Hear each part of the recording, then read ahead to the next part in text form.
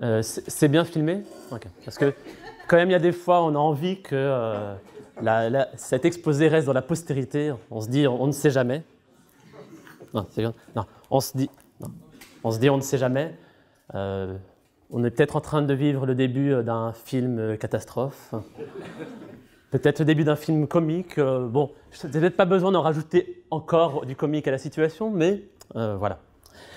Alors, cette situation, on s'en est rendu compte de l'éventualité de l'absence de Vincent Beffara il y a de cela 1 heure et demie.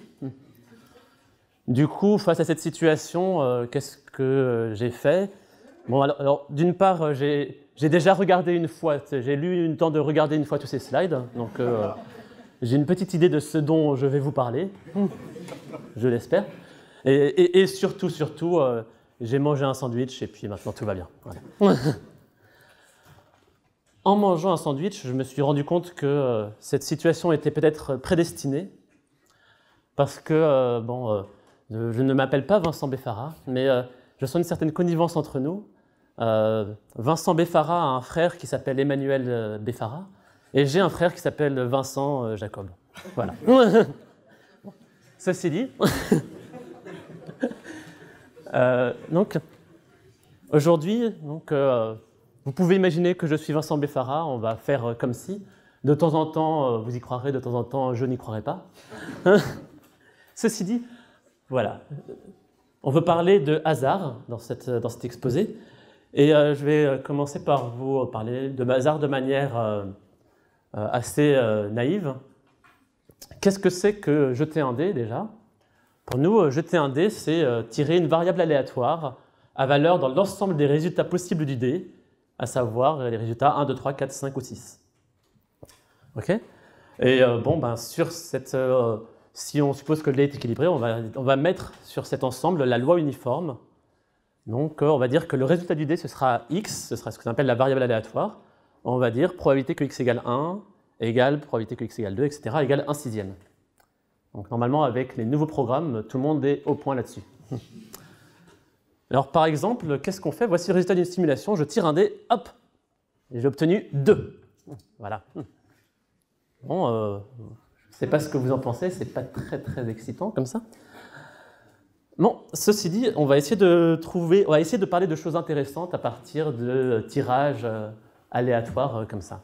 Alors, déjà, si on n'a pas un seul dé, mais si on a plusieurs dés, qui se trouvent être indépendants, c'est mieux pour la suite, on peut quand même faire des choses intéressantes. Donc, en particulier, il y a 2 choses dont vous avez peut-être déjà entendu parler, c'est la loi des grands nombres et le théorème central limite. Alors, pour les énoncer, il faut tirer un grand nombre de dés. On note Sn, la somme des résultats des dés qu'on obtient. Et quand on regarde Sn divisé par n, on obtient quelque chose qui tend vers 3,5, à savoir le résultat moyen quand on tire un dé. Et on a aussi un théorème central limite qui nous dit que si on prend Sn, qu'on lui retire sa moyenne, donc 3,5 fois n, qu'on renormalise comme il faut en divisant par la racine de n, on obtient quelque chose que vous connaissez sans doute, c'est la loi, une loi gaussienne, une loi normale. Et bon, il se trouve que c'est une loi normale qui est centrée de variance 35/12. Bon, on n'est pas là pour vous répéter un cours de maths que vous connaissez. Voici ce que ça donne lorsque on tire le dé. Donc, alors, quand on regarde la trajectoire Sn, ou plus précisément, on va plutôt regarder la trajectoire Sn moins 3,5 fois n, parce que c'est peut-être pour la recentrer, pour voir quelque chose qui ne sort pas du tableau sur la figure. On obtient, c'est ce qu'on appelle une marche aléatoire centrée, parce qu'on a retiré 3,5 fois n.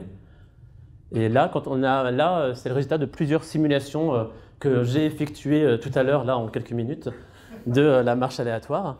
Et du coup, pour chaque couleur, vous avez une trajectoire, donc une simulation, une trajectoire de la marche aléatoire. Et vous voyez, on obtient... on a fait plusieurs simulations, on a fait plusieurs temps, on obtient des choses. Il y a peut-être des choses plus intéressantes à dire là-dessus que sur juste le résultat d'un dé où on a tiré 2. Voilà. Okay.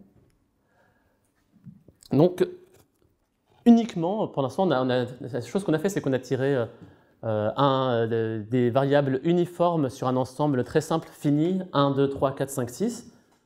Et déjà, en regardant, je vous ai montré une figure qui semble un peu plus intéressante que ce qu'on avait au début. Et alors, en fait, donc on va essayer de parler de choses intéressantes aujourd'hui. Alors, voici, qu'est-ce qu'on peut faire pour parler de choses intéressantes? Alors déjà, quand on ne sait pas de quoi on va parler, ça peut être intéressant. Donc, voilà, donc je découvre en même temps que vous. On choisit une loi de probabilité intéressante, c'est une manière possible, donc qui n'est pas la loi uniforme sur un ensemble 1, 2, 3, 4, 5, 6. Ou bien on peut choisir un aspect intéressant d'une variable uniforme. Donc, par exemple, les marches aléatoires que j'ai construites, c'est peut-être quelque chose qui est intéressant que j'ai construit à partir de variables uniformes. Ou enfin, qu'est-ce qu'on peut faire? On peut choisir une variable uniforme dans un ensemble qui lui-même est intéressant. Et essayer de dire des choses intéressantes sur cette variable uniforme, mais dans un ensemble qui est un peu plus complexe que l'ensemble 1, 2, 3, 4, 5, 6. Bon alors, suite à une très très longue réflexion, j'ai décidé de vous parler des deux derniers choix. Donc on va parler de quelques aspects intéressants d'une variable uniforme et quelques variables uniformes dans des ensembles intéressants. Bon, et comme on va voir, on va jusqu'ici, tout ce que j'ai fait sont des mathématiques bien connues, mais rien qu'en regardant des choses un peu intéressantes, on arrive assez vite aux frontières de la recherche, on arrive assez vite à observer des choses qui ne sont pas connues et du coup à essayer de faire des conjectures. Enfin, on arrive très vite aux limites de la recherche actuelle. Alors, pour l'instant, je vais parler de la marche aléatoire. Vous voyez qu'on commence une partie sur la marche aléatoire. Alors, plutôt que de prendre une marche aléatoire qui est correspondant au jet d'un dé avec 6 résultats possibles, je regarde un truc un peu plus simple qui est la marche aléatoire simple sur Z. Et comment je fais cette marche? C'est je fais cette marche en accumulant des pas qui sont indépendants, aléatoires et qui sont uniformes sur l'ensemble -1, 1. Donc je pars de 0, et puis avec une probabilité 1,5, je saute en +1, avec une probabilité 1,5, je saute en -1, et puis je recommence, et je regarde ce que j'observe, et du coup, on observe des marches aléatoires, plusieurs réalisations comme ça. Alors ça ressemble un petit peu, mais pas complètement, à la première marche aléatoire que je vous avais montrée concernant le dé, mais on obtient ces marches aléatoires. Donc ça, c'est déjà un aspect intéressant. Une autre chose intéressante, c'est qu'on peut faire une marche aléatoire sur le réseau Z2. Donc il faut penser que là, ce que j'ai fait, c'était une marche aléatoire en dimension 1. Donc ici, dans l'axe des abscisses, c'était l'axe du temps, et l'axe des ordonnées, c'était la dimension d'espace. Et l'espace vivait en dimension 1, et j'ai représenté la fonction de mes marches aléatoires, enfin le graphe de mes graphes aléatoires, comme ça, donc en temps et en espace. Ici, par contre, si je regarde une marche aléatoire qui se promène sur le graphe Z2, j'obtiens maintenant, ma marche aléatoire ne se promène plus sur la droite réelle, sur la droite Z, mais sur le réseau de dimension 2, Z2. Et comme c'est fatigant de faire des figures en 3 dimensions, on n'a pas représenté le temps cette fois-ci, on a juste représenté la trajectoire, donc l'ensemble des points par lesquels la marche aléatoire est passée jusqu'à un certain temps, et on obtient quelque chose comme ça. Donc là, c'est la marche aléatoire. Je ne saurais pas vous dire où elle commence, on peut supposer qu'elle commence ici, on peut supposer qu'elle se termine là, je sais pas. Okay. Pour de vrai, c'est pas moi qui ai fait ça. Bon. Alors quand on regarde une marche aléatoire à valeur dans Z2, si pour un n fixé, on peut se dire il se trouve que Sn, la trajectoire, elle est uniforme parmi toutes les trajectoires possibles. Donc, quelque part, qu'est-ce qu'on fait? C'est on choisit, encore, il n'y a qu'un nombre fini de trajectoires possibles si on se donne un nombre fini de pas, et du coup, ça correspond à fait de regarder une trajectoire, un ensemble aléatoire dans un ensemble fini. Okay. Mais ceci dit, on a encore des équivalents de la loi des grands nombres et du théorème des centrales limites, et cette fois donc on a toujours Sn sur n qui tend vers 0, bon, en un sens, voilà, Sn sur n tend vers 0, et Sn sur racine de n converge en loi vers une loi normale. Enfin, on a encore un résultat de convergence pour Sn si on renormalise par n, par racine de n. Bon, donc ça c'est des phénomènes peut-être qu'on connaissait. Ceci dit, en dimension 2, quand on regarde, on peut se poser des questions géométriques qui sont peut-être un peu plus complexes, un peu plus évoluées que juste ces deux questions, à quoi ressemble Sn sur n et à quoi ressemble Sn sur racine de n. On peut essayer de regarder des questions qui concernent toute la trajectoire, par exemple. Donc cette image-là, c'est essentiellement la même image que la précédente, qui était en rouge, mais juste on a considéré plus de pas. Et là, on obtient quand même, on observe quelque chose qui est assez joli. Vu de loin, on voit un peu moins bien le quadrillage, par exemple. Et bon, on observe peut-être des choses assez remarquables, qu'il y a des grosses zones blanches, des grosses zones plus denses, que ça semble le bord semble assez irrégulier. Et on peut peut-être se poser des questions un peu plus fines concernant cet objet-là. Et alors, on peut se poser plusieurs questions. La première observation que je fais, c'est qu'est-ce qui se passe si on regarde la marche aléatoire et qu'on la fait vivre, on laisse tendre n vers plus l'infini, qu'on regarde par où passe la marche aléatoire. Il se trouve qu'en dimension 2, on sait qu'elle est récurrente. Alors qu'est-ce que ça veut dire qu'elle est récurrente? Ça veut dire que la marche aléatoire va passer une infinité de fois par chaque point du réseau Z2. Donc par exemple, si on attend suffisamment longtemps, la marche aléatoire va revenir au point de départ en 0. Et si on attend suffisamment longtemps, elle va encore revenir en 0. Et en fait, si on attend suffisamment longtemps, elle peut atteindre n'importe quel point de Z2. Donc elle ne va pas partir à l'infini, elle va s'éloigner, mais revenir, s'éloigner, revenir, ainsi de suite.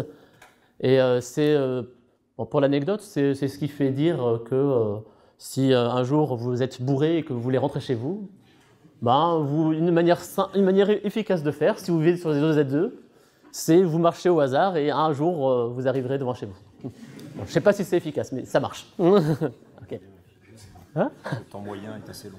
Le temps moyen est assez long, c'est pas très rapide, mais sur le réseau Z2 ça marche. Donc en marchant au hasard, on finit par revenir chez soi. Ceci dit, on a envie de regarder des propriétés. Quand je vous montre cette chose-là, peut-être vous pouvez, je ne sais pas si vous devineriez en regardant ça que la marche est récurrente. Bon, on peut peut-être le deviner parce que si on pense que la marche est partie de là et qu'on regarde au voisinage de 0, on a effectivement visité beaucoup de points. Bon, par ceci dit, il y a quand même aussi des grands trous. On peut se dire, si on ne fait pas tendre n vers l'infini, peut-être que cette chose-là, cette image-là que je vous montre, ne ressemble pas du tout à un carré qui serait rempli où chaque site est visité. Donc c'est ce qu'on dit, la trajectoire a l'air fine. Si on regarde, on se fixe une boîte de taille R, et il faut choisir un moment où on arrête de regarder la marche, parce que si on la regarde jusqu'à un temps infini, elle va passer partout. Par contre, ce qui se passe, c'est que si on regarde la marche jusqu'au premier temps où elle sort de cette boîte, bon, dans ce cas-là, on peut regarder quel est l'ensemble des points qui sont visités dans cette boîte. Et en fait, on peut montrer que la proportion des points visités dans cette boîte tend vers 0. Donc, quelque part, votre ordinateur, peut-être qu'il va faire un scaling automatique, il va faire un zoom arrière pour vous montrer toute la trajectoire, comme ça. Et du coup, dans cette boîte-là, la proportion des points qui sont visités est en fait proche de 0, quand on prend une grande boîte. Voilà. On voit aussi des points de coupure. Alors, les points de coupure, ce n'est pas quelque chose qui est évident à voir, mais je vais essayer de vous les montrer. C'est un point comme par exemple ici. C'est un point qui déconnecte. Si on enlève ce point, si on oublie ce pas de temps-là dans la trajectoire, on va peut-être voir deux trajectoires vraiment disjointes qui ne se recoupent pas. Du coup, bon, par exemple, là-dedans, c'est des propriétés de connexité. Ici, on a un point de coupure, a priori, il semblerait. Ici, sans doute. Par contre, si on regarde un point ici, ça n'a pas l'air d'être un point de coupure. Là, ça n'a pas l'air d'être un point de coupure, etc. Donc, on peut se fixer, on peut se dire qu'on regarde la trajectoire pendant un temps de n pas et compter le nombre de points de coupure qu'on observe. Et il se trouve que ce nombre de points de coupure, ben, on peut montrer, mais c'est difficile, que le nombre de points de coupure est de l'ordre de n puissance 3 huitièmes. Donc le nombre de points de coupure n'est pas linéaire, il est comme n puissance 3 huitièmes. Donc c'est quelque chose qui est assez remarquable. Et ben, ça, c'est déjà un résultat récent. C'est montré par Lovler, Schramm et Werner, donc, qui sont des travaux de ces 15 dernières années. Donc ce sont vraiment des résultats, c'est pas quelque chose d'évident, ça. Une autre chose qu'on peut faire, c'est on peut regarder la frontière extérieure. Donc la frontière extérieure, qu'est-ce que c'est? Je regarde juste l'ensemble des points qui sont vraiment sur la frontière. Donc tous les points qui sont ici, oui, bon, je vais avoir du mal à donner une bonne définition convaincante tout de suite, mais vous voyez ce que c'est la frontière extérieure, c'est les points qui sont sur le bord, à l'extérieur.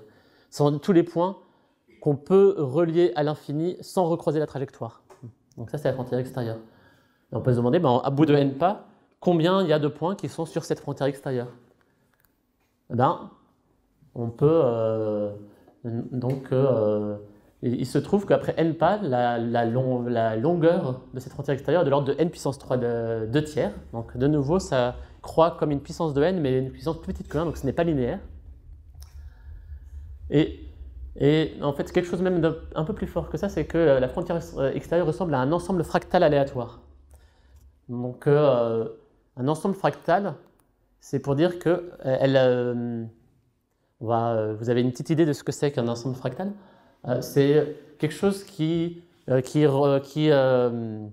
un ensemble fractal, on va juste dire de manière très informelle, c'est quelque chose qui ressemble, qui est essentiellement invariant par changement d'échelle. C'est-à-dire que si vous regardez cette image-là et que vous regardez ici ces vagues comme ça, de manière assez globale, vous obtiendrez quelque chose qui ressemblera à si vous zoomez un peu mieux et que vous regardez les vagues qu'il y a ici à cette échelle-là, plus petite. Et ça ressemblera encore à ce que vous savez, à ces vagues-là à une échelle plus grande. Donc on peut montrer qu'à la limite, on observe quelque chose qui ressemble à une fractale aléatoire et qui a une dimension fractale de 4 tiers.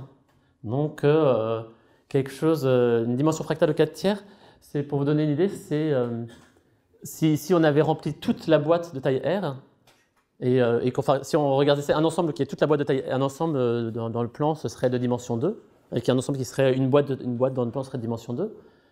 Si on regardait juste une droite, ce serait de dimension 1. Mais ici, si on regarde la frontière, c'est de dimension 4 tiers, donc c'est quelque chose qui est un peu plus grand qu'une droite et qui est un peu plus petit qu'un carré, par exemple. Et ça, c'est un peu une conséquence du fait que la trajectoire se recoupe énormément et est très irrégulière.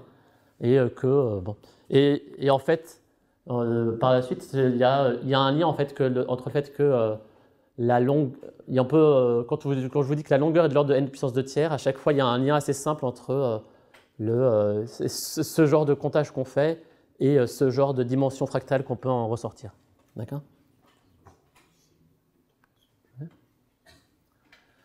Alors, je vais peut-être vous montrer d'autres objets aléatoires qui sont une marche aléatoire encore, mais un peu plus compliquée. Cette fois-ci, je considère une marche aléatoire qui est de taille n, donc qui consiste à prendre une marche aléatoire de n pas. Mais je ne la construis pas de manière aussi simple en regardant les pas un à un. Je me dis, bon, qu'est-ce que je vais faire? Je vais regarder une trajectoire que je veux prendre auto-évitante. Ça veut dire une trajectoire qui ne revienne pas sur elle-même et qui ne fasse pas de boucle. Alors pour ça, qu'est-ce qu'on fait? On regarde juste l'ensemble de toutes les trajectoires, toutes les trajectoires de longueur n qui partent de l'origine et qui sont auto-évitantes. On va en prendre un au hasard là-dedans et ça va nous donner une marche aléatoire auto-évitante. Alors, ce qui est assez drôle, c'est que comme ça, la construction de cet objet-là, c'est quelque chose qui c'est pas construit par récurrence, c'est pas construit en rajoutant les pas un à un. C'est vraiment en disant je considère toutes les trajectoires de longueur n et j'en choisis un au hasard. Et en fait, si on regarde par exemple le nombre de ces trajectoires, c'est pas complètement évident de montrer que ce nombre est croissant, par exemple. Et c'est vraiment pas évident de montrer ça, que ce nombre est croissant. Parce qu'il se peut qu'il y ait une trajectoire qui soit auto-évitante, mais qu'on ne peut pas prolonger parce que c'est une trajectoire qui revient sur elle-même et qui est coincée. Donc on peut pas facilement prolonger une marche qui serait déjà auto-évitante en une nouvelle marche auto-évitante plus longue. Donc bon, ceci dit, c'est vrai, mais c'est pas facile à montrer. Alors, un fait assez remarquable, c'est qu'il y a un petit argument ici de sous-multiplicativité. Je ne sais pas si vous avez déjà vu peut-être des arguments de sous-multiplicativité et des arguments de sous-additivité. Ce sont des arguments qui sont très très utiles et qui sont très très efficaces et qui sont déjà à peu près accessibles à votre niveau, sans doute. Et avec un argument de ce type-là, on peut montrer que le nombre de marches aléatoires auto-évitantes de longueur n croît comme une fonction,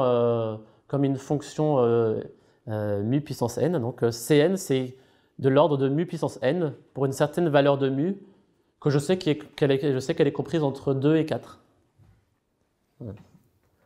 Et du coup, ça c'est très simple de montrer ça. C'est très simple, c'est un argument de sous-multiplicativité. Okay. Alors,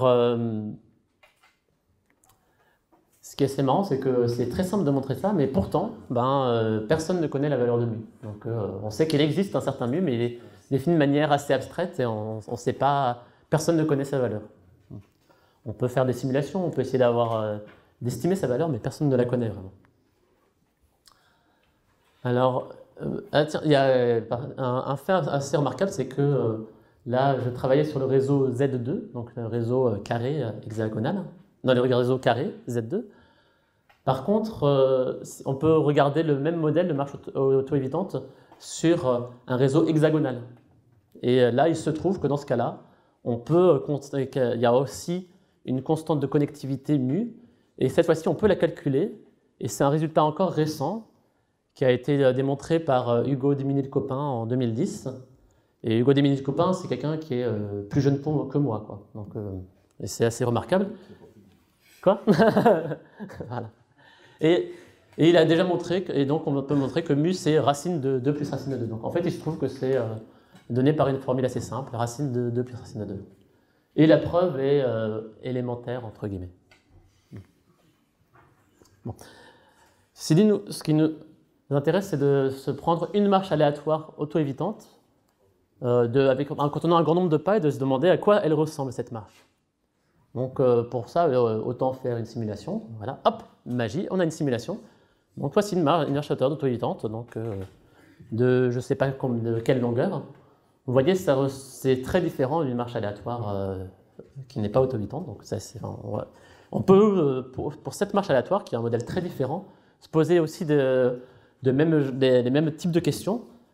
Et en fait, on a l'impression que c'est un modèle un tout petit peu plus compliqué que la marche aléatoire, mais pourtant, il y a très très peu de choses qui sont connues sur ça.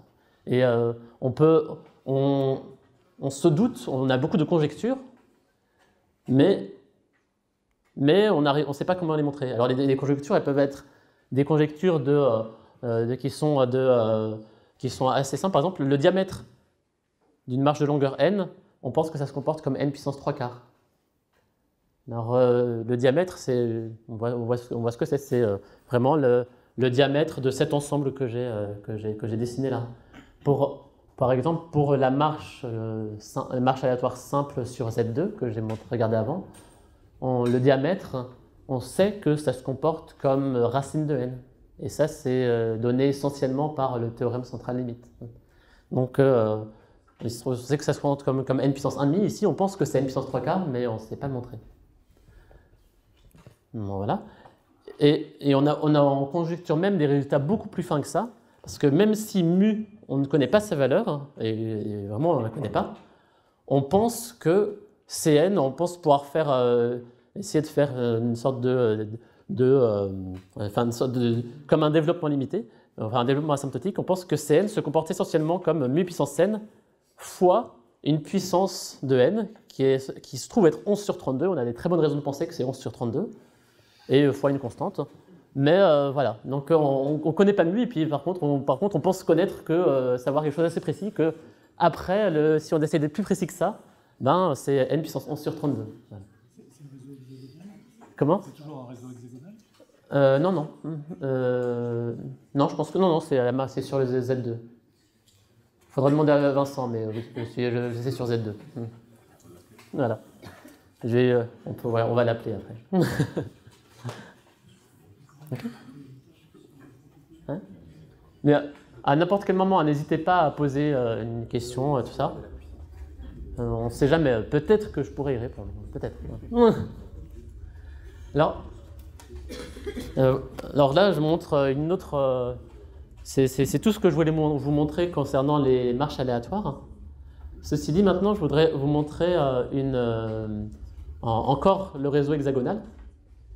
Et au début, on a tiré une marche aléatoire simple. Pour ça, on a tiré des plus 1, moins 1.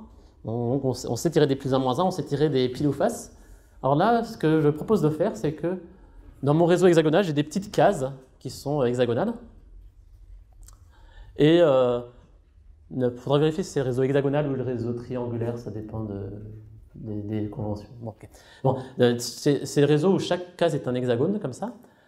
Et chaque hexagone, bah, je tire à pile ou face pour savoir si je vais le colorier en noir ou en blanc. Et voilà, donc on obtient une figure comme ça. Voilà, donc là, j'ai un assez grand réseau hexagonal, j'ai colorié en noir et en blanc. Et voilà, comment j'ai fait, c'est que d'une manière indépendante, j'ai regardé chaque case et j'ai colorié soit en noir, soit en blanc. Donc c'est assez clair. On peut se demander, est-ce qu'il y a des choses intéressantes à observer et à dire sur cette image-là? Alors, je ne sais pas, est-ce que c'est une jolie image? Alors peut-être une remarque qui est... Donc déjà, on va dire que ça... Bon, d'abord, je vais dire que si on regarde l'image de trop loin, c'est pas une jolie image, c'est pas intéressant parce que on verra plus de noir, on verra plus de blanc, on verra plus que du gris, on verra plus quelque chose d'un peu intermédiaire. Ça, c'est voilà, c'est les mots mêmes de Vincent. Et ce qui essentiellement, ça découle de la loi des grands nombres. Si on regarde suffisamment loin, dans une petite boîte, il y aura essentiellement autant de noir que de blanc, donc du coup, on verra du gris. Par contre, mais ça, tout dépend de qu'est-ce qu'on regarde. Si on voit du gris, c'est-à-dire qu'on regarde dans une petite zone combien il y a de noir, combien il y a de blanc, on voit qu'il y en a autant des deux, on dit qu'on voit du gris. Si on regarde autre chose, le genre de questions qu'on va se poser là-dessus, c'est plutôt de regarder quelles sont les interfaces. Là, on a l'impression de voir des sortes de structures, des grandes structures noires, des grandes structures blanches. On va se poser la question de vraiment quelles sont ces structures-là qu'on observe. Et une petite observation, c'est un petit exercice qui est assez drôle, c'est que dans un réseau comme ça, vous pouvez soit construire un chemin qui va de gauche à droite et qui est entièrement noir, soit vous pouvez construire un chemin qui est entièrement blanc et qui va de haut en bas. Donc, par exemple, si j'essaie de construire, là, je suis coincé. Mais il y en a forcément un des deux qui existe. Donc, comment? Noir en partant de tout en haut. Ouais, là, voilà, là, on passe noir, noir, noir, noir, noir. Là, voilà, hop, hop, hop, hop, hop, et on arrive jusqu'ici. Mais alors, il se trouve que c'est un fait général, qu'on peut toujours faire soit l'un, soit l'autre. C'est assez marrant, c'est à la base du jeu de Hex. S'il y en a qui ont déjà vu ça, c'est le jeu de Hex, c'est basé là-dessus. On peut faire soit l'un, soit l'autre. Alors, plus précisément, je vais faire un petit algorithme pour... une manière de montrer que ce que je vous dis, on peut faire soit l'un, soit l'autre, c'est de suivre une interface. Alors, on suit une interface, alors disons que je commence à explorer mon graphe depuis le coin ici. J'ai un petit hexagone noir, un petit hexagone blanc, et je suis l'interface entre le noir et les blancs. Et éventuellement, si je suis l'interface, je vais revenir ici. Ok, bah là, je continue. Là, je fais le contour, je suis l'interface ici. Bon, hop, je reviens là. Je continue, je fais le tour ici. Hop, hop, hop, hop, hop. Je suis. Bon, on ne sait pas trop où ça nous mène, hein. On fait une trajectoire qui est assez complexe comme ça. Mais on se dit qu'on va arriver à la fin, soit. Hop, hop, hop, hop, hop. Ah, et là, j'y arrive plus, je reviens. Hop, hop, hop, hop. Et, et j'arrive ici. Voilà. Bon, en regardant comme ça, on suit une interface. Et si on peut montrer en suivant l'interface que soit on arrive de l'autre côté, auquel cas, si on a trouvé une interface, à partir de là, ça nous crée un chemin. Ici, ça nous crée un chemin noir, par exemple. Le fait d'avoir trouvé cette interface-là, ça nous a créé un chemin noir entre le bas et le haut. Si on a suivi, si on regarde ici, depuis là-haut, là, je fais un chemin noir continu qui arrive jusqu'en bas. Et donc, c'est une manière de trouver le chemin qui va de l'autre. Donc, si on n'est pas un pro du curseur, on peut représenter un peu mieux peut-être l'interface comme ça. Ici, j'ai une interface noire. Vous voyez que à gauche de l'interface, j'ai un chemin noir qui longe l'interface, qui arrive jusqu'ici. Et à droite de l'interface, j'ai un chemin blanc qui longe l'interface aussi et puis qui arrive jusqu'ici. Bon, on peut explorer une interface quand on a un réseau qui est plus dense, c'est quelque chose comme ça. D'ailleurs, ici, pourquoi on travaille avec le réseau hexagonal, c'est uniquement pour avoir cette propriété, qu'on a forcément un croisement gauche-droite ou un croisement haut-bas. Donc c'est quand même quelque chose d'assez remarquable. Et c'est ce qui fait que c'est une des choses qui fait que ce réseau est plus simple à étudier que le réseau Z2, par exemple. Donc ici, on observe une belle image, et là, on commence à obtenir quelque chose qui ressemble un peu à une marche aléatoire, un truc comme ça. Bon, on observe quelque chose assez complexe. On se dit, tiens, est-ce que je peux décrire cet objet-là? Je me posais les mêmes questions que j'avais avant. Alors bon, et là, il se trouve que comme c'est un modèle qui est assez simple et qu'il y a des petits miracles qui se passent, par exemple, qu'on sait qu'on va avoir un croisement gauche-droite ou un croisement haut-bas, on sait répondre. Et par contre, si on change de réseau, si on considère le réseau Z2, on ne sait plus rien dire. Donc c'est vraiment un petit miracle. Donc dans ce cas-là, on sait que le diamètre après n pas d'exploration de l'ordre de n puissance 4 septième, bon, voilà, pourquoi pas. Je ne savais pas ce matin, mais voilà, maintenant je le sais. Et si on regarde la frontière extérieure, elle a dimension 4 tiers. Alors, frontière extérieure, c'est ce qu'on regarde ici. Il y a encore une notion de frontière extérieure parce qu'il y a vraiment un truc extérieur, il y a vraiment des boucles à l'intérieur qui reviennent. Donc on peut voir des boucles et du coup on peut voir la frontière extérieure. Et il se trouve que c'est une dimension 4 tiers. Et on s'est prouvé que c'est une dimension 4 tiers. Il y a encore les travaux de Lovler, Schramm et Werner. Mais bon, c'est une preuve miraculeuse qui nous donne ça, on ne sait pas trop pourquoi. On ne sait pas trop s'il y a un lien direct entre cette frontière extérieure et la frontière extérieure de la marche aléatoire. C'est plutôt une sorte de petit miracle comme ça. Bon, moi sur la preuve, je vous ai déjà dit, tout part de l'exercice, on peut faire un croisement au bas, gauche-droite, au bas, puis bon après il y a des histoires de symétrie. Bon, moi je vais pas en parler plus. Non. Ok. Est-ce que alors j'en reste là pour ce qui est percolation. Maintenant, on va étudier une troisième famille de choses. On va se poser la question, qu'est-ce qu'une fonction tirée au hasard? Alors pour moi, je vais dire, qu'est-ce que c'est j'ai envie de choisir une fonction continue sur l'intervalle 0,1. Donc j'ai envie de choisir une fonction continue. Donc c'est assez différent des modèles. Les modèles que j'ai fait jusqu'ici, c'était des modèles qui étaient vraiment représentés dans Z2 et ce n'était pas du tout des graphes de fonctions. Maintenant, ce que je veux faire, c'est que je veux dessiner une fonction continue sur l'intervalle 0,1 et je veux qu'elle soit aléatoire et qu'elle soit une fonction choisie de manière raisonnable. Je veux que ce soit une fonction intéressante. Alors, comment faire ça? C'est pas complètement évident. Une manière un peu naïve, on peut se dire, je vais prendre une fonction, qu'est-ce que c'est? Pour chaque x, il faut que je donne la valeur de f de x. Pour donner la valeur de f de x, je vais tirer une variable aléatoire uniforme. Enfin, je vais donner une variable aléatoire selon une certaine loi, je ne sais pas laquelle. Bon, et du coup, ben, je donne un x donné, je prends une variable, on a un y qui est juste à côté, ben, je tire une variable aléatoire qui est indépendante. Bon, et peut-être que je peux faire ça pour tous les points de 0, 1. Bon, et alors, si on fait ça, on obtient quelque chose d'assez moche. C'est pas quelque chose de continu, et puis on ne peut pas dire grand-chose dessus, en fait. Et puis bon, ben, en fait, c'est même pas bien défini, ça marche pas. Donc c'est pas intéressant. Okay. Et bon. Deuxième tentative, on peut avoir une sorte de recette qui construit de manière un peu automatique des fonctions continues. Par exemple, vous connaissez un peu que quand on a une fonction continue, on peut faire un développement limité de la fonction. On peut avoir une formule de Taylor qui nous dit que la fonction ressemble localement à un polynôme. Et d'ailleurs, il est vrai qu'une fonction continue sur 0,1, on peut l'approximer par des polynômes. Donc on peut se dire que choisir une fonction aléatoire, c'est compliqué, mais choisir un polynôme aléatoire, j'ai déjà un espace qui est un peu plus grand. Pour choisir un polynôme aléatoire, je peux me dire, je choisis chaque coefficient de mon polynôme de manière aléatoire en étant un peu malin. Et bon, ceci dit, en étant un peu malin, il faut être, à mon avis, très très malin pour faire ça.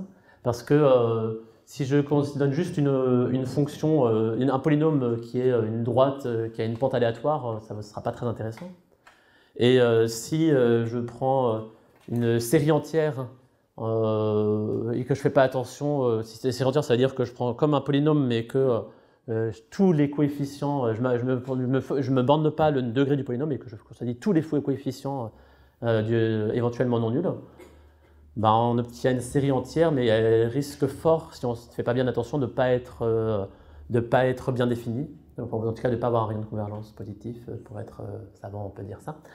Okay. Donc, ça va pas être une si bonne idée que ça, parce que ça va pas être facile à faire, et puis ça semble être très aléatoire comment on va faire ça. Donc, c'est quelque chose qui peut être intéressant en soi, de faire des choses comme ça, mais ce n'est pas trop ce choix-là qui va nous intéresser ici. Ceci dit, je vous ai déjà montré un graphe de fonction. Au début, c'était le graphe d'une marche aléatoire. Okay. Alors, donc là, ça va être notre troisième tentative, qui là, ça va bien marcher, ça va faire ce qu'on veut faire dans cet exposé. On considère une marche aléatoire, donc en discret, et on essaye de regarder cette marche aléatoire vue de loin. On veut essayer de voir à quoi elle ressemble.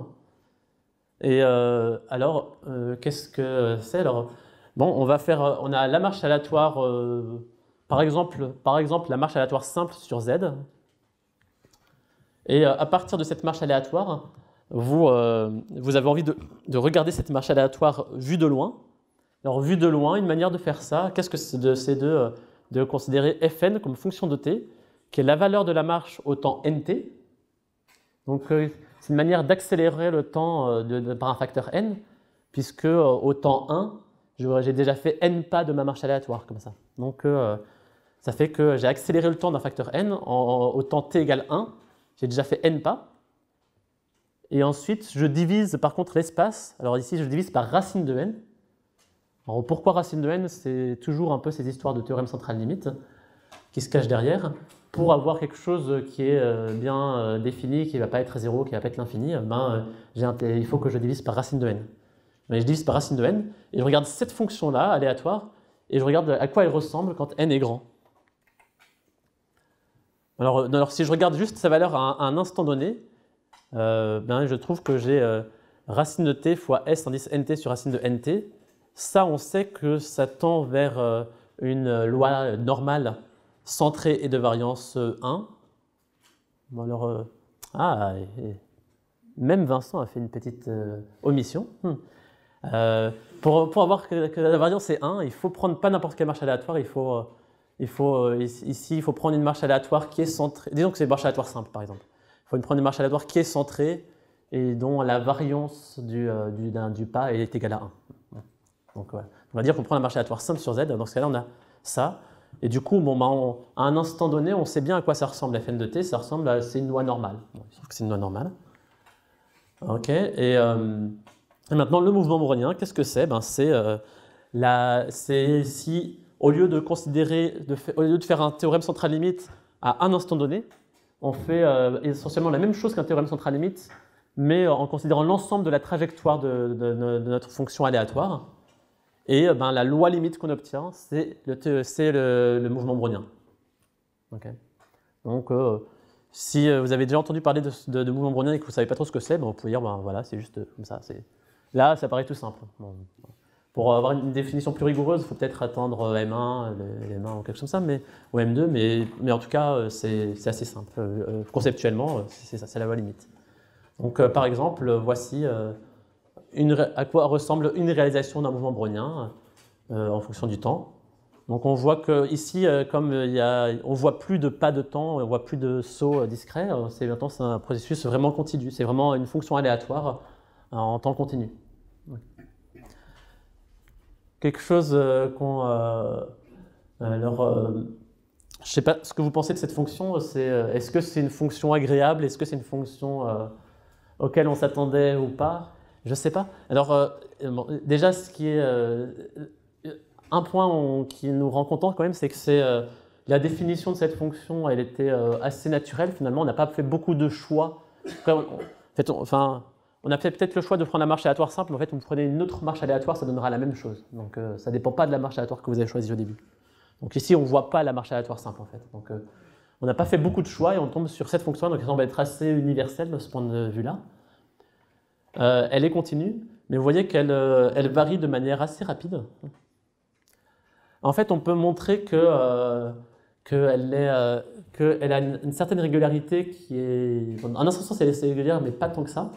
Alors, si on regarde pour regarder ces régularités, on peut regarder l'exposant de Hölder. Ça veut dire si on regardait comment la valeur de cette fonction entre deux intervalles de temps, c'est quelque chose qui ne croît pas trop vite lorsque vous éloignez S et T.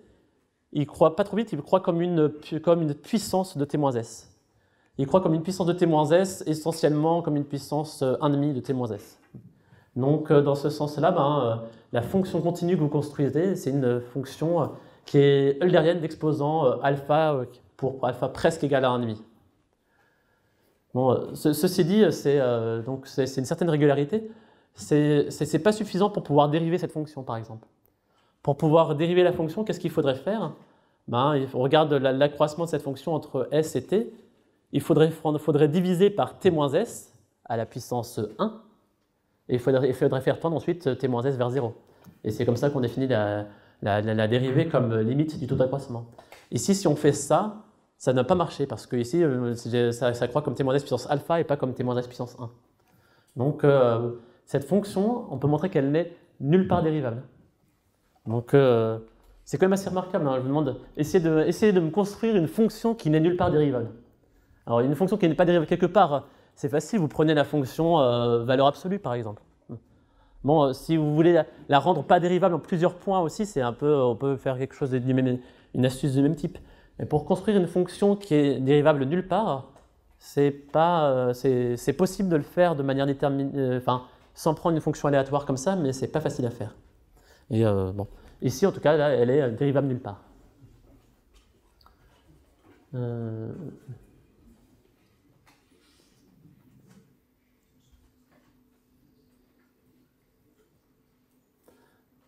ne sais pas si j'ai très envie de parler de bruit blanc gaussien. Non. Donc je vais sauter ça. En tout cas, merci d'avoir répondu pour moi. En tout cas, ce qu'on obtient, c'est que si on veut avoir une fonction aléatoire qui a certaines propriétés assez naturelles, en particulier, il y a une propriété assez naturelle de cette fonction, c'est que ces accroissements, donc les accroissements Wt moins Ws, sont indépendants. Lorsque je regarde deux intervalles de temps disjoints, les accroissements sur ces deux intervalles de temps sont indépendants. Ils ne dépendent pas de T-S. Si on impose ça, essentiellement, c'est la seule fonction aléatoire que vous pouvez construire. Alors, on peut aussi construire un mouvement brownien en dimension 2. Et ce n'est pas très compliqué. Hein. Si on sait construire un mouvement brownien en dimension 1, il suffit de prendre deux mouvements browniens indépendants et puis on obtient un mouvement brownien en dimension 2. Et il se trouve que bon, pour faire des simulations, c'est un petit peu différent de ça, mais il se trouve que c'est aussi essentiellement la marche aléatoire simple sur Z2 que je vous avais montré au début.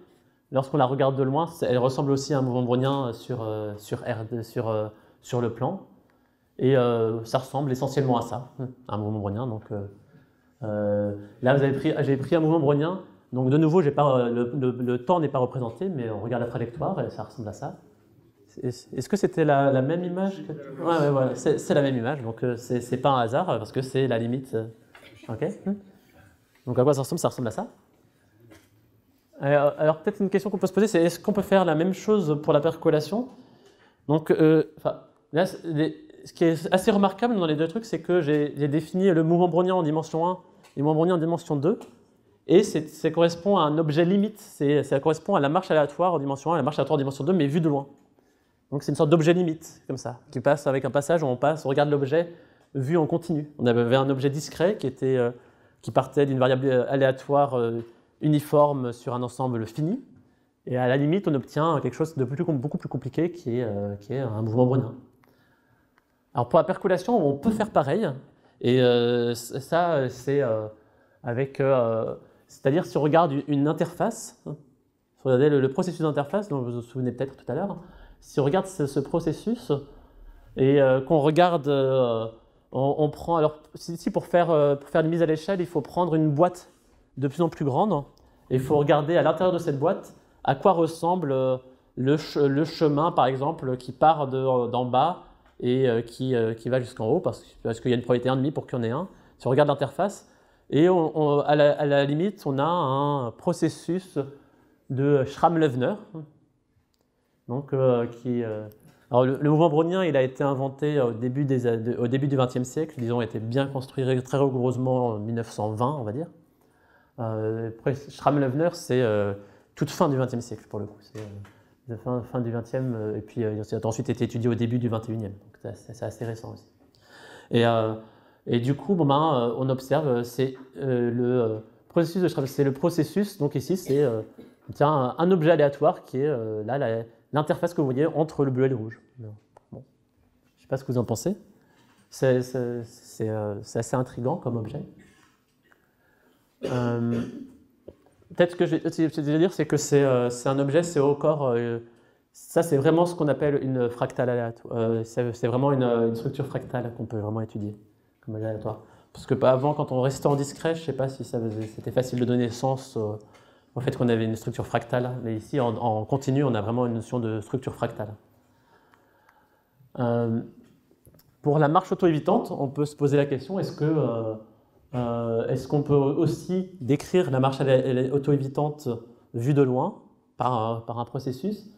Il se trouve que ce serait on ne sait pas le faire, mais on sait déjà ce qu'on devrait obtenir. On sait déjà que normalement une marche auto-évitante vue de loin doit ressembler à un processus SLE. Alors c'est pas exactement le même. Celui-là c'était un processus SLE avec qui se recoupait beaucoup, avec beaucoup d'irrégularités. Ça, c'est un processus SLE un peu plus régulier. Voilà. Donc, ce n'est pas exactement le même processus SLE. Il y a une famille à un paramètre de processus SLE. Donc, si vous regardez bien le paramètre du processus, on devrait obtenir ce truc-là. Donc, c'est un peu comme si on savait construire un mouvement brownien, mais qu'on ne savait pas montrer qu'une marche aléatoire simple, vue de loin, ressemblait à un mouvement brownien. Donc, là, c'est un peu là où on en est. Actuellement, on sait construire le SLE, mais on ne sait pas montrer que c'est la limite d'une marche aléatoire auto-évitante. Okay. Donc, c'est mouvement brownien et processus comme ça continu limite. C'est à peu près tout ce que je voulais vous montrer là-dedans. Pour finir, on va parler un tout petit peu d'ondes aléatoires. Donc, les ondes aléatoires. Quand on est un probabiliste en France, en général, on a déjà vu un peu la marche aléatoire, on a déjà vu des modèles de percolation, on a déjà vu le mouvement brownien. Par contre, ça, les ondes aléatoires, on n'a pas forcément vu. Et d'ailleurs, ça, c'est un sujet auquel Vincent s'intéresse actuellement et auquel moi, je ne connais essentiellement rien. Donc, on peut juste un tout petit peu découvrir ensemble de quoi il s'agit. C'est vous regardez une équation de ce type-là, Laplacien f plus lambda f égale 0. Et alors, ce que je comprends, si je comprends ce slide, c'est que vous avez plusieurs solutions à cette équation et que pour les solutions, elles sont données par des fonctions assez simples du type que cos alpha x plus bêta y plus phi, où alpha et bêta doivent vérifier que alpha carré plus bêta carré égale L, égale lambda. Bon. Ensuite, si vous prenez des combinaisons linéaires de différentes fonctions f indice alpha bêta, vous obtenez d'autres solutions à cette équation. Alors, ok, bon, ça c'est pour l'instant, là-dedans, il n'y a pas d'aléatoire. Et ce que je suppute, c'est que si vous prenez, vous avez un ensemble de solutions qui est assez naturel, c'est l'ensemble, c'est les combinaisons linéaires de f alpha bêta, et que vous regardez un objet aléatoire, une solution aléatoire, tirée selon une certaine loi. Donc, voilà.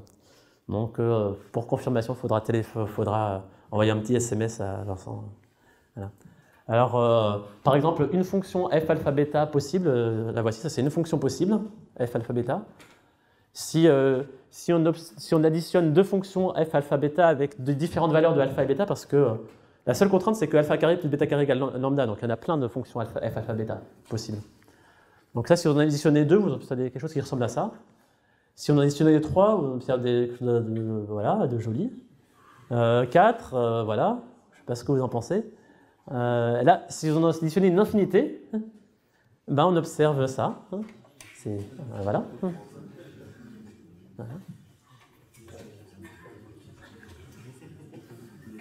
Là, qui veut paver son carrelage comme ça? Ouais. Encore une infinité, mais de manière un peu différente. On regarde ça. Et là-dedans, à partir du moment où on observe, je suppose qu'en bleu et en vert, c'est les valeurs positives et négatives de la solution. Et si on regarde les interfaces entre les endroits où la fonction est positive et négative, il y a encore des notions d'interface, et il y a encore des sortes de grandes composantes qu'on peut regarder comme ça. Donc là, ça c'est peut-être bien une grande composante sur laquelle la fonction est de signe constant, la fonction solution. Je pense que ça doit être ça. Voilà. Donc, pour conclure, on a regardé plusieurs modèles aléatoires. Une question qu'on peut se poser, c'est une question qu'on se pose souvent quand on regarde ces modèles aléatoires, c'est est-ce qu'il y a des propriétés d'universalité?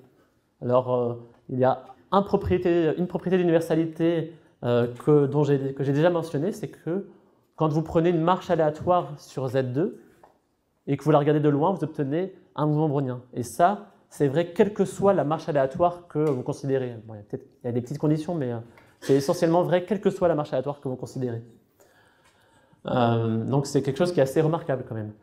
Même une propriété d'universalité encore plus simple, c'est que c'est le théorème central limite, c'est qu'il existe, quelle que soit, si vous prenez une suite de variables aléatoires indépendantes, si vous les renormalisez bien comme il faut, vous soustrayez la moyenne, vous divisez par racine de n, etc. À la limite, on a une loi normale, et ça ne dépend pas de la loi avec laquelle on était parti au départ. Donc c'est un théorème d'universalité. Alors une question qu'on se pose, c'est est-ce qu'il y a des théorèmes d'universalité derrière? Alors, comme théorème d'universalité qu'on pourrait penser, c'est que il y a essentiellement le mouvement brownien en dimension 1, en dimension 2, dont j'ai parlé, et qui se trouve être un objet limite qui intervient quand on regarde des marches aléatoires, entre autres, puis qui intervient dans d'autres cas. Et il y a les processus SLE qui interviennent a priori quand on regarde des marches qui sont auto-évitantes, donc qui ne peuvent pas avoir de boucle du coup, ou bien des interfaces, qui par essence aussi, une interface, c'est quelque chose qui peut pas, elle peut se toucher éventuellement, mais ne peut pas se croiser complètement. Donc c'est quelque chose qui ressemble un peu à ça. Et du coup, on peut se demander, il y a dans une percolation, on observe une onde aléatoire. Ici, je crois que c'est aussi une onde aléatoire. Ça, c'est un modèle de percolation, sans doute. Alors, on se peut se demander, est-ce qu'il y a vraiment un objet limite derrière qui est le même pour tous? Et si on savait que ces modèles-là convergeraient vers celui-là, ça permettrait d'étudier des choses sur le modèle limite en regardant des modèles discrets qui sont peut-être plus simples, mais aussi inversement. Ça permettrait de déduire des résultats assez fins sur ces modèles discrets qui peuvent être peut-être très compliqués, peut-être que sur lesquels on ne connaît pas grand-chose, parce qu'on connaît des choses sur le modèle limite, pour lequel on a aussi des outils un peu continus qui sont différents des outils discrets qu'on peut avoir ici. Et voilà, je pense que je peux m'arrêter là. Bravo.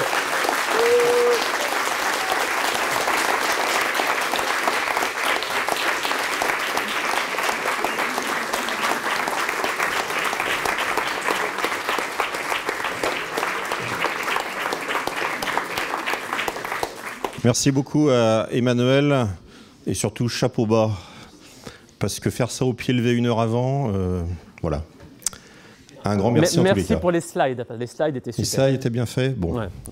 Voilà. Et maintenant la traditionnelle séance de questions. Pour ces questions, vous vous signalez si vous avez une question à poser à notre conférencier et il y aura 2 micros. Il faudra parler dans 2 micros. L'un sert à ce que votre question soit entendue de tous, et l'autre, bien sûr, c'est pour la captation. Voilà. Bonsoir.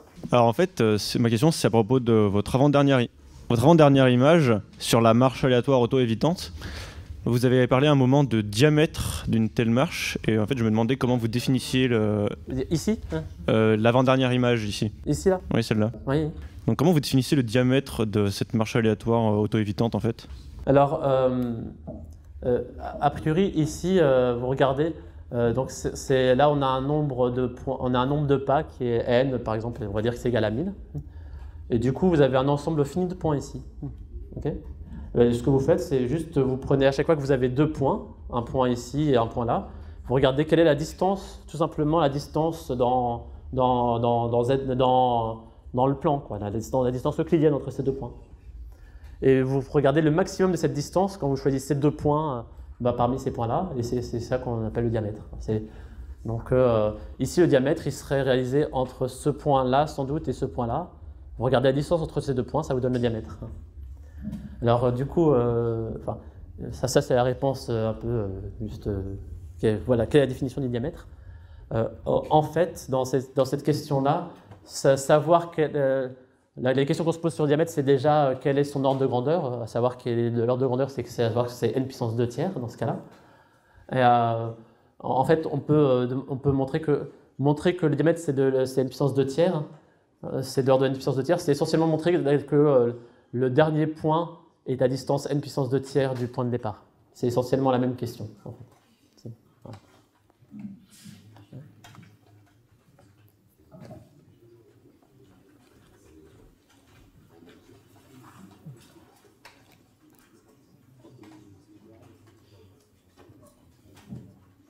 Oui, alors moi c'est pour quand on regardait la marche aléatoire dans Z2, donc on avait une dimension fractale et dans Z aussi.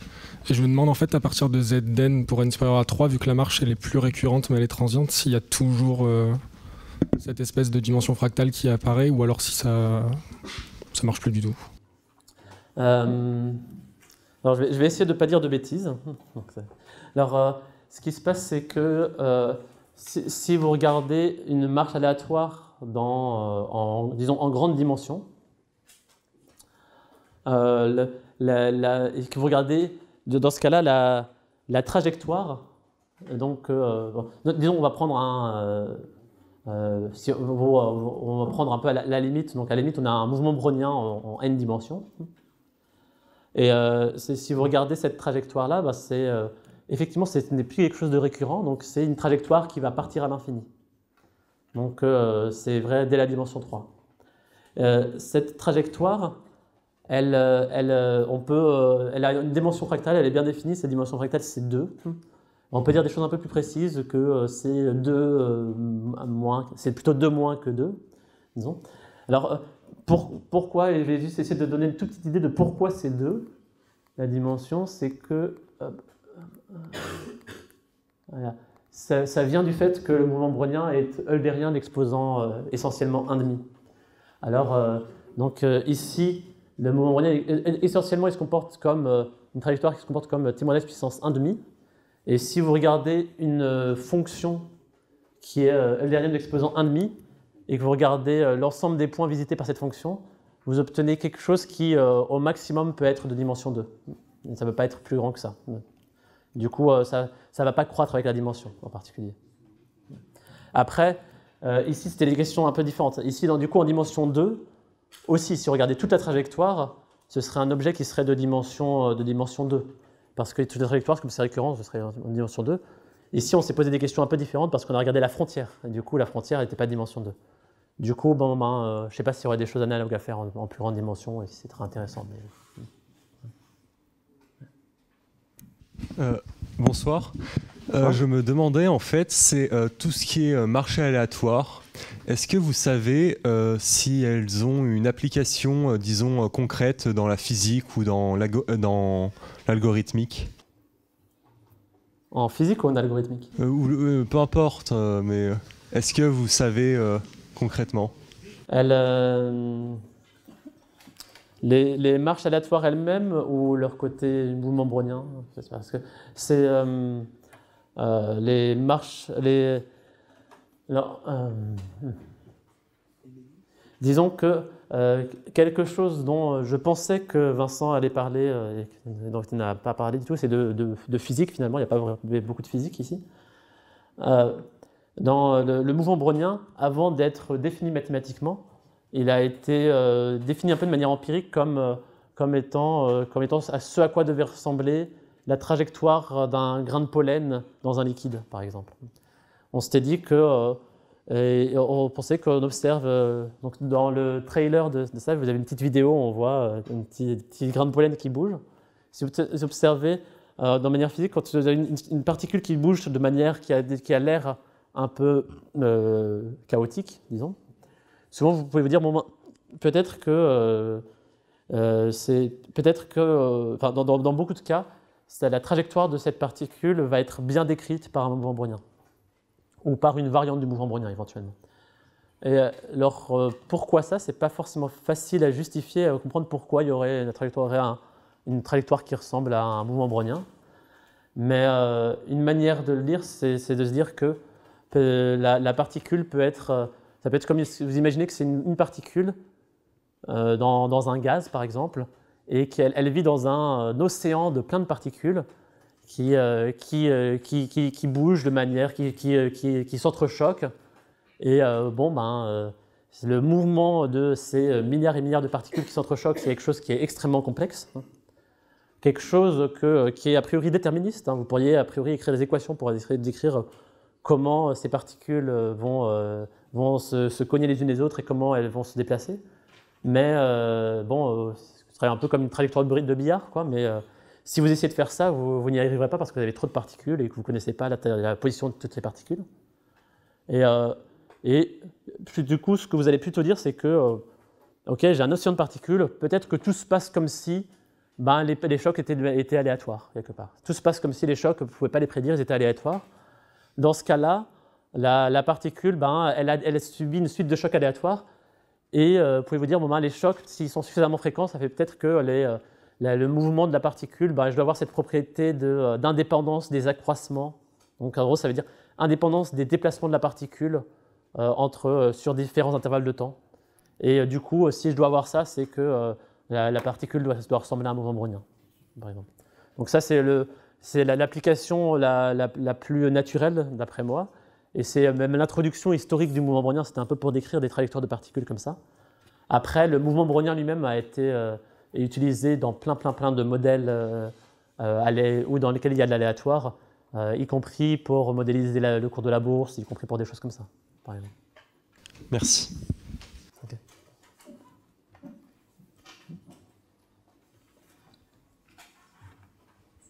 Bonsoir. Alors moi j'ai une question qui concerne le réseau hexagonal. Vous avez expliqué que ça avait certaines propriétés intéressantes, comme par exemple les chemins de haut en bas ou de droite à gauche, noir ou blanc.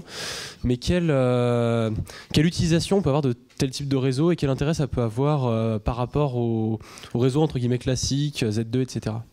Alors c'est une très bonne question. Oui. Alors ce qu'on cherche à étudier, c'est pas le réseau hexagonal pour le réseau hexagonal, c'est plutôt, on se dit, derrière tout ce qu'on étudie, regardez à la fin, il y a sans doute un concept d'universalité. Donc, si par exemple, si je regarde le réseau hexagonal, je peux montrer qu'il y a une convergence vers un processus de vers un SLE, un processus de Schramm-Loeffner evolution. Okay, donc je peux montrer un truc comme ça sur ce réseau-là que je sais étudier. Et ensuite, je pense, donc, c'est pas forcément moi, mais c'est la communauté pense que si on change de réseau, on observera la même chose. Donc on pense qu'il y a une propriété d'universalité. Donc c'est peut-être qu'on n'arrive pas à le montrer, mais on pense qu'il y aura une propriété d'universalité. Et c'est intéressant parce que du coup, ça nous dira quelque chose sur n'importe quel réseau, en fait. Donc on pense pouvoir traiter de manière similaire n'importe quel réseau. Et peut-être autre chose qui apparaissait à un moment, c'était... alors, où est-ce que c'était? Voilà, ici. Par exemple, quand je dis on conjecture qu'on a ça, alors d'où ça vient ce 11 divisé par 32? Ça vient on pense qu'il y a derrière un SLE et que sur le SLE, on sait faire des calculs et que si à la limite on a un SLE, alors on doit avoir ce n puissance 11 sur 32. Donc, voilà. Merci. Bonsoir. Moi, j'aurais une question de vocabulaire. En fait, vous avez parlé de percolation et je n'ai pas compris ce que ce terme désigne. Alors, j'imaginais un percolateur de café. Donc, vous imaginez que vous avez quelque chose qui ressemble à ça et que vous versez du café par au-dessus. Et donc, par exemple, là, j'ai un réseau hexagonal, mais le réseau hexagonal, on pourrait imaginer que quelque chose qui serait en dimension 3, qui serait une pierre poreuse, par exemple, dans laquelle il y a certains trous, il y a certaines aspérités. Vous avez quelque chose qui est troué, il y a des trous, mais vous ne savez pas exactement où ils sont et comment ils sont, ces trous. Et la question, c'est vous versez du café par au-dessus, est-ce que le café va arriver jusqu'en bas? Donc, est-ce qu'il va percoler jusqu'en bas? Voilà, du coup, c'est juste ça. Donc, c'est de là que vient le terme de percolation. Eh bien, je crois que nous pouvons remercier encore une fois chaleureusement Emmanuel pour cet exposé.